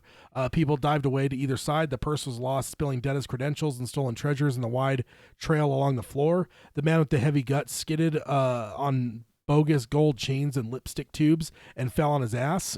I love the slapstick there. I love that he calls it a wide trail along the floor. Yeah. He doesn't call it the aisle. It's another one of those Rolandisms that I love in this King verse. Yeah. And like again, because here, and it's like one of those things with the King's writing, because in here in sub chapter 6 we're in Roland's mind. You know? So yeah, like we're gonna hear from his perspective, we're gonna hear his I don't know, Rolandisms on it. So I think that's what we're going to call them from now on. Rolandisms. Yeah, and there are certainly many to talk about over the years we move through these books. So subchapter 7, what do you got? Shit, Halverson thought furiously, and for a moment one hand clawed under the sport coat where there was a .38 caliber in a clamshell holster. Then sanity reasserted itself. This was no drug bust or an armed robbery. This is a crippled black lady in a wheelchair. She was rolling it like it was some punk's drag racer, but a crippled black lady was all she was just the same. What was he going to do? Shoot her? That would be great, wouldn't it? And where was she going to go? There was nothing at the end of the aisle but 2 dressing rooms. He picked himself up, massaging his aching ass. Again, your slapstick there for you. And began after her again, limping a little now. Yeah, indeed. So yeah, this is like one of those ones, man. Like this book, I swear, there's points that this book is basically, it's so visual that you can just picture this whole scene. You know what I mean? Like it's and I'm not saying that like King doesn't write that way otherwise, but there's just certain times I feel like it's way more cinematic than other times, and this is just one of those for me. You know, like but showing like to see like I can almost see like the shop floor here for the Macy's, and just cruising up the wheelchair up the aisle. Yeah, indeed, and probably a bigger wheelchair too from the 1960s, right? 50s, no 60s. You're right. Yeah, 60s. This is back at the time of the drawing. Yeah, this is definitely going to be a more primitive time in terms of medical technology and stuff. So certainly not the fancy things you got nowadays. These that I could lift with like one pinky. Yeah, these like ones with like So the aluminum light. or titanium frames and like just nylon seats and so where it's all this is probably like I think of like Red Dragon. Oh God, those big heavy wheelchairs. The movie Red Dragon, even the book Red Dragon. He has a wheelchair he uses, but it's like an old. I don't even know what era it came from, but it's like this wood, really heavy thing. Monstrosity. Yeah, it's so big that a man of Philip Seymour Hoffman's size sits with his arms on the arms of the wheelchair, the armrest, and it's so wide. It's like as wide as the book here, where his arm could be down and there's wood showing on either side. Yeah, like it's that big, and then the headrest goes up past his head, like a rocking chair almost. Like it's huge. Like even bigger than a rocking chair. It's like a freaking throne almost. Yeah, and then it's just like, and it's steel, so it's just like heavy and big, and steel bulky. and like heavy wood and stuff. Yeah, and that's what I always picture. Honestly, when I picture her wheelchair, that's just me. It's always has been. But yeah. Then as we go on here, the wheelchair flashed into the dressing room. The door slammed, just clearing the push handles on the back. And then we got Jimmy's internal monologue because he's like, "Got you now, bitch. I'm gonna give you one hell of a scare. I don't care if you got 5 orphan children or you only have a year to live. I'm not gonna hurt you, but I'm gonna shake your dice. Babe, I'm gonna shake your dice." So yeah, he's not necessarily going to go full on Rodney King stuff here. He's just going to scare the hell out of her basically, and we know all about that. Back in our first job, we'd had a lot of shoplifters at our store, and we did the same thing. Like if you had like repeat people, like we'd catch them and like put them in the back room and call the cops and get the cops to come in and arrest the person. But there's just times it was like a little bit better less to scare them. Yeah, it was just you bring them into the room and kind of like give them the rundown, tell them they're being like banished or like. What do you call like trespass from the store? Yeah, and that kind of thing. If they're younger, you'd call their parents, like scare the hell out of them, But there was a difference between the ones you're like scaring the hell out of it versus ones that like you're going to the cops to like come in and arrest this guy and put him in jail.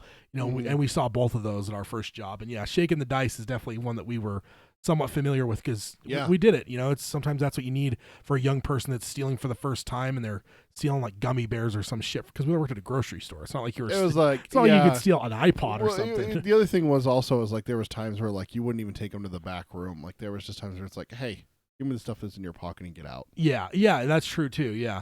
Like there was like I remember one distinctly, and we weren't really like supposed to like this was seriously was like a kid.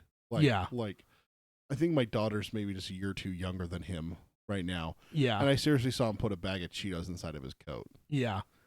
And it was the puffy kind, so I just couldn't stand that, Like, the puffies are so gross. Like, get the crunchy if you're going to get anything. Man. You're wrong there, sir. No, you're wrong, the sir. puffies are disgusting, dude.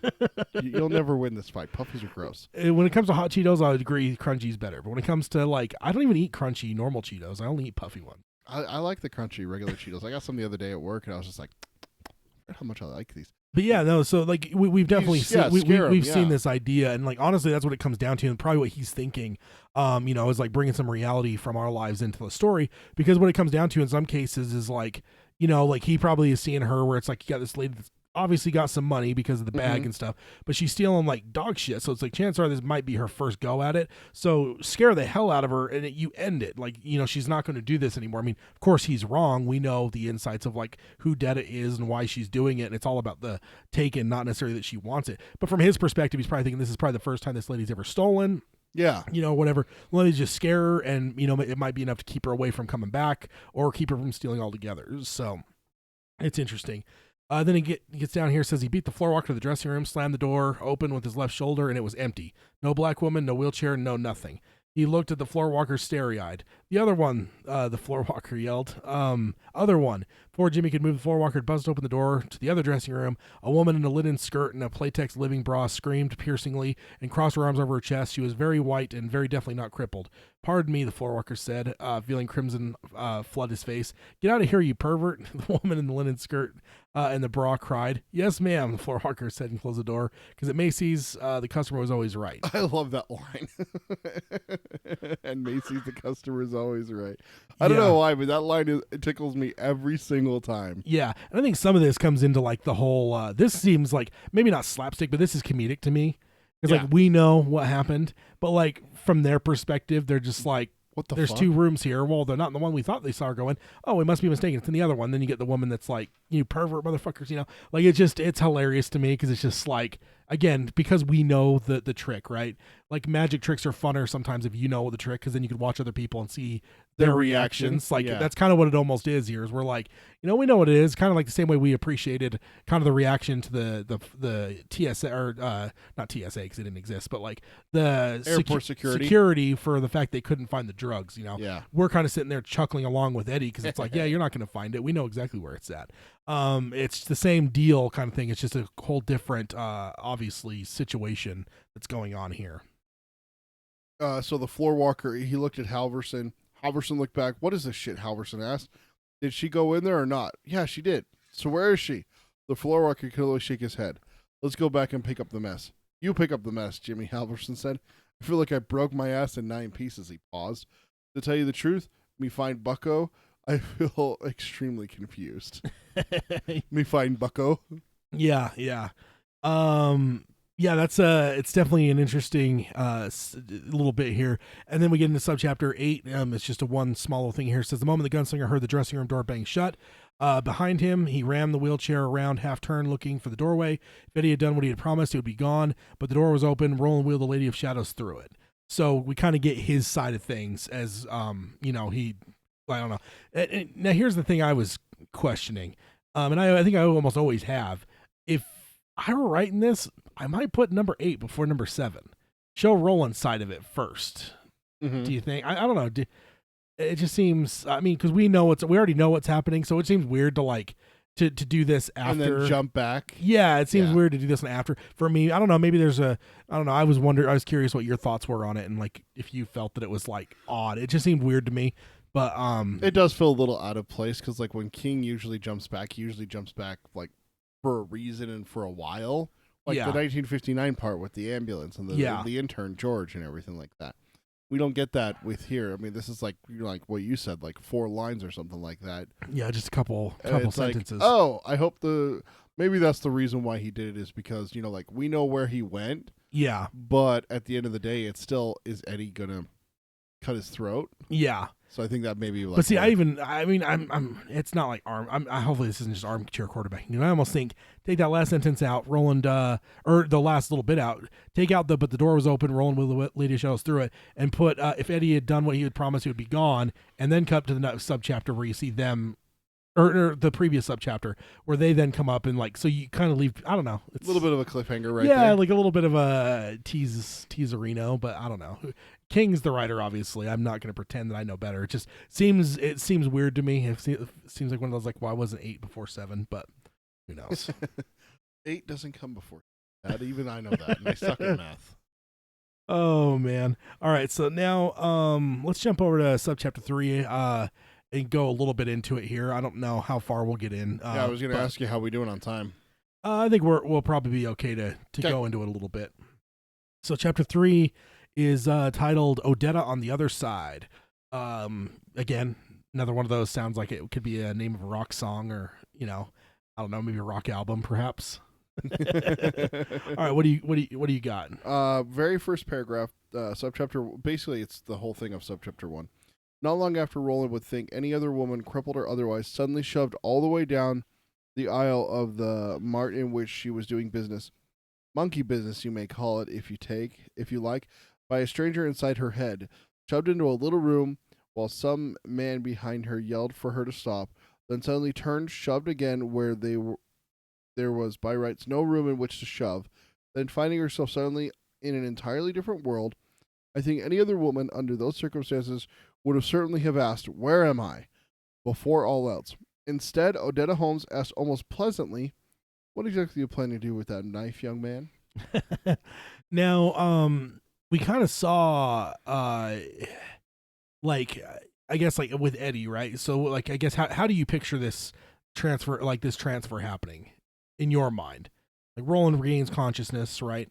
Mhm. And then what? Like, she just kind of comes through the door. I think it's at the same time. Okay.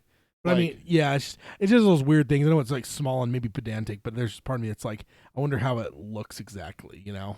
Well, basically, I mean, they kind of get into it a little bit here, and I don't know if we're going to get to it this time or next book club, but Eddie describes what it's like watching her. Yeah.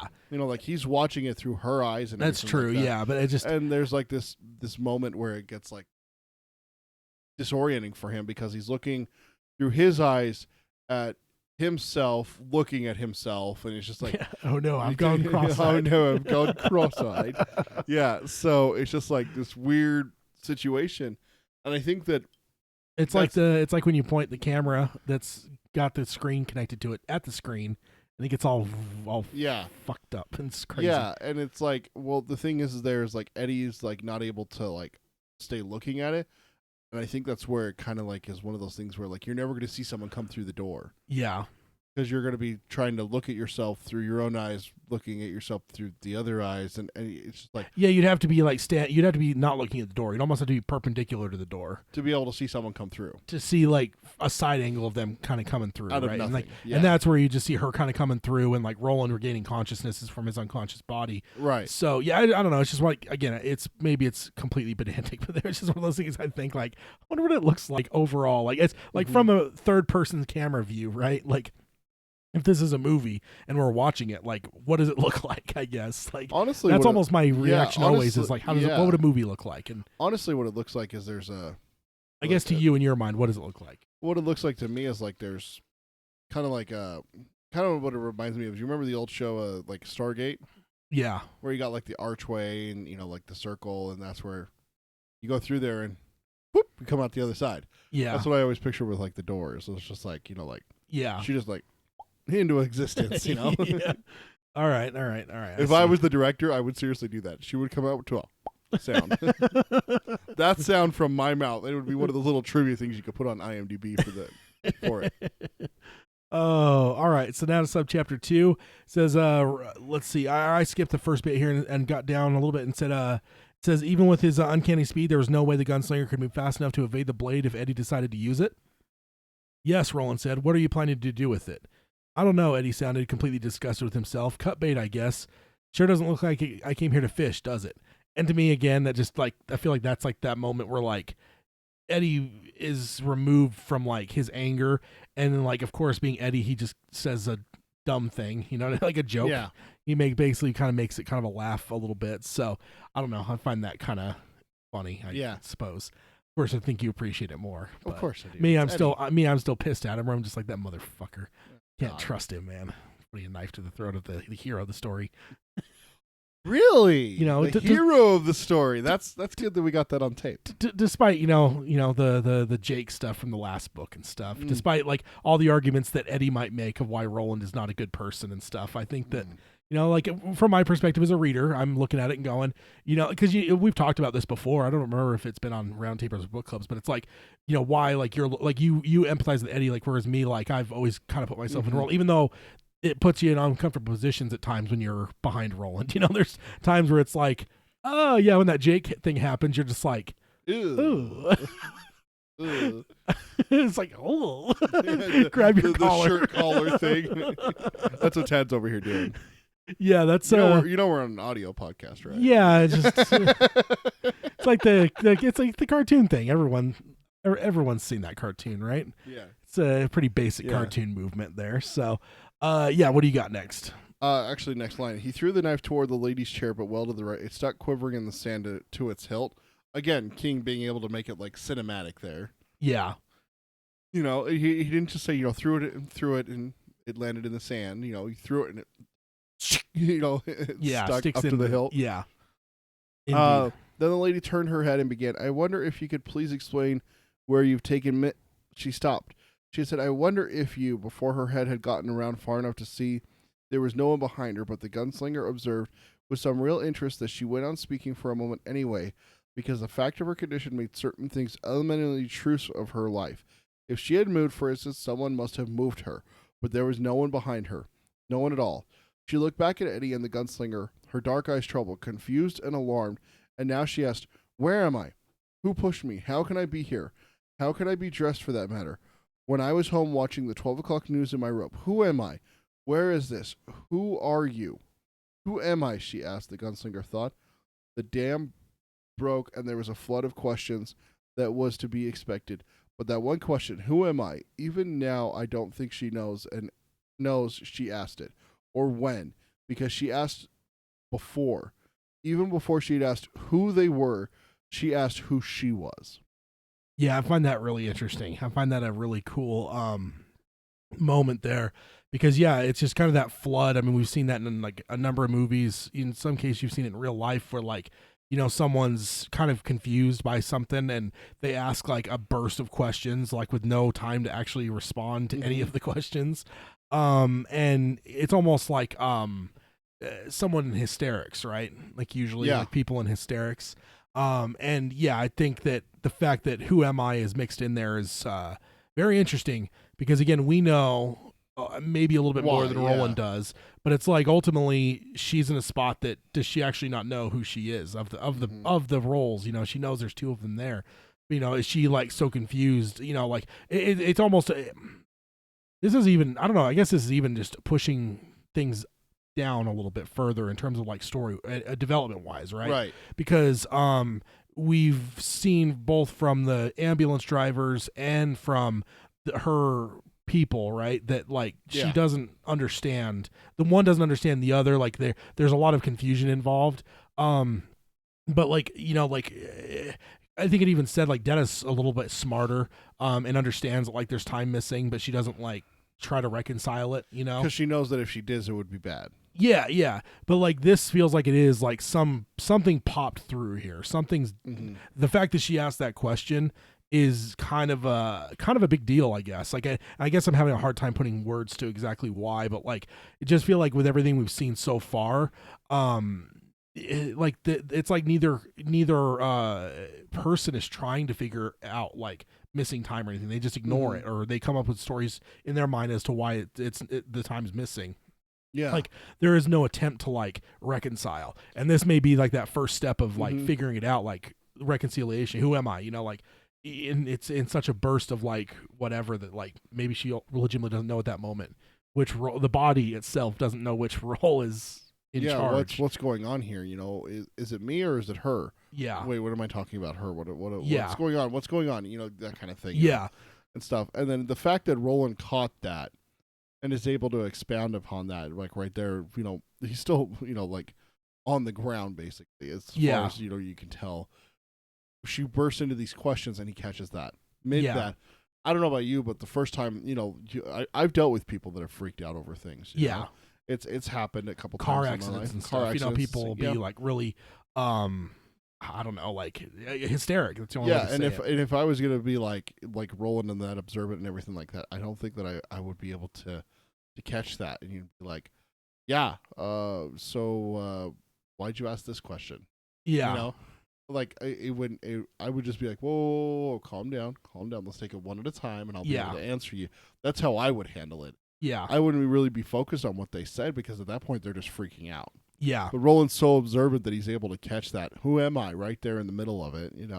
Yeah, it's crazy. Yeah, indeed. I think that I'm trying to think. Now we're getting about close to time. I'm trying to think. Do we want to dive into the next? No, I would say let's call it there, because everything from there kind of snowballs into Eddie and Odetta going over. Yeah, it gets a lot, just like last time. It gets a lot to the point where like I don't want to like shortchange it necessarily. So, and I mean I'm still having to constantly mute myself to cough too. Like let's give Ted save my voice a tiny bit. Hopefully I'll be over it by the next episode. I'm getting really sick of having a cough. Although again, it's way less frequent than it was last time. So that is like we're going the right way. Yeah, it's going the right direction at least, because it's been getting really irritating to be coughing. You're like constantly. you're like the little baby and you're getting better. What? Fran's baby. Oh, Getting better. I thought of the baby from the first chapter there. I was like, that doesn't, that's not the right way. From the Campions kid. Oh no, she's not a baby. She's a toddler. It's all the same. I'm not a parent, so it's all the same. No, it's not. Toddler, baby, it's all young creatures. You know, I don't know. Yeah, let's go ahead and hit the outro stuff real quick.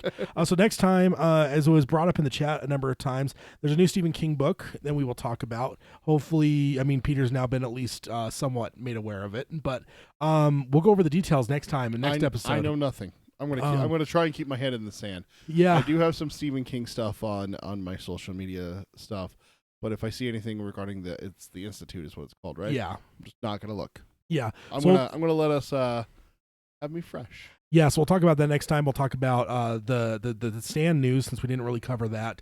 And there's even some stuff from the books here that I would like to talk about that I've discovered some notes I had taken at some point. So there's going to be some fun stuff to talk about next time for a roundtable. So until next time, let's go ahead and do the outro stuff. If you want to subscribe to us, you can do that on iTunes. You can stream us on Stitcher. You can find the show notes at darktowerpalaver.com. There won't be any for this episode, but for previous episodes or for like our questions, if you're a new listener, go to the website at darktowerpalaver.com, and there's a thing for like, I think I have a tab or something that says like for new listeners or something. So go ahead and click that up and send us an email with some of those questions answered, and we'd love to have you introduce yourself and get to know you as a new listener if you're here. So also, if you want to engage with us, as I just mentioned, Peter can tell you the details on that. Best way to reach us is email, like Tad said, darktowerpalaver@gmail.com. You can also find our social media feeds. It's facebook.com/darktowerpalaver. And we're also on the Twitter. It's at DarkTowerPod. That's at DarkTowerPod. We stream all of our shows live every Saturday around 5 Eastern Time. That's 3 Mountain Time. YouTube.com/DarkTowerPalaver. Now, the one thing is that you can go back and listen to and watch our roundtable episodes. We can't find the book clubs on there just due to copyright with the audio clips. So you can check those out once you get through the books if you're one of those fans that's still following along with us and reading through the books, or if you're a little bit ahead of us reading through the books, great. Check out the roundtables once you get through it. But that's where we go through emails. If you want to email specifically about book clubs, a book club, you can definitely still do that. Throw that in like your header that it's a book club email, and we were talking about like something in the book clubs. Yep, and we've never really had any that have come up. I think we've had it once or twice, where it's an email that we actually had to save for a book club episode and read it on there. But if you want to, I mean, feel free. Always reach out to us. We're more than willing to read it. We love emails and we love interacting with you guys. Yeah, indeed. And I just pulled up the website just to double check, and yes, indeed, if at the top right hand side there's a categories box, and show notes / episode posts is one category, and post for newcomers is the only other category. So that's how you'll be able to navigate to that if you're a new listener. Just figured I'd highlight that. So, okay, until next time, we will, and we're back on track now, so it'll be a couple weeks until our next episode, and we'll be back with roundtable number 67. Like I said, there's a number of things to talk about, and who knows what'll happen between now and then as well. 67 or 68? 67. 66 was last time. Was it really? It was. Oh, okay. Yeah, I just had the show notes open, so show notes was right there in front of me. So yeah, that is right. So until next time, as we will say, as we always do, long days and pleasant nights. Long days and pleasant nights, folks. All right, everyone that's in the live stream, thanks for joining us. Definitely fun to have you guys, and yeah, definitely some good conversations to be had. Unfortunately, some of them we couldn't have today because it was a book club, but definitely glad to have you guys. So long days and pleasant nights, and Gerald's game, we had some conversation there. The Institute we'll talk about next time. Definitely excited to talk about that, and even the stand stuff. Like I said, I can't believe we didn't talk about that. I guess it makes total sense timeline wise, because we hadn't really we weren't covering other things at the time that news broke, but there's a lot to talk about for the stand. Who knows, we'll be seeing castings here pretty soon, most likely. It actually said in the article they're moving forward with castings. Yeah, I mean, if they're going to be I guess this isn't on the proper episode anymore, but just the thing. Did you hear that Dr. Sleep got moved forward? No, you just told me it was November, wasn't it? Yeah, but it was originally supposed to come out in January. Oh, so it's coming out this year now. That was a move, yeah. Yeah, so okay. So because when I first saw it, I was like, Doctor Sleep, like, okay, I guess I forgot that was this year. And then like I was like looking at my list I make for every year, and I'm like, Doctor Sleep's not on here. I'm like, there's no way I would have missed that. So I just like Googled like and found some articles and stuff, and went like, no, yes, he originally was supposed to be. I think it was late January, early February, 2020. And I was just like, holy shit! So they moved it up. So we're going to be getting it early. So the year of King 2019. Is getting more kingy. Yeah. So more kingy. That's a lot of fun. We got so. It Part 2 this year, right? Yes. Yeah. And Pet Cemetery. Castle Rock Season 2. Yeah. There's all kinds of fun. So this is going to be a huge year, and now a new King book announced. So, can't wait to talk about it on a round table. So thank you guys for joining us in the live stream. It's always fun to have you guys, and we'll see you next time. Same bat time, same bat channel. Right? Yeah. He did that because I'm a fan of Batman. Thanks, guys. Have a good one. See you guys.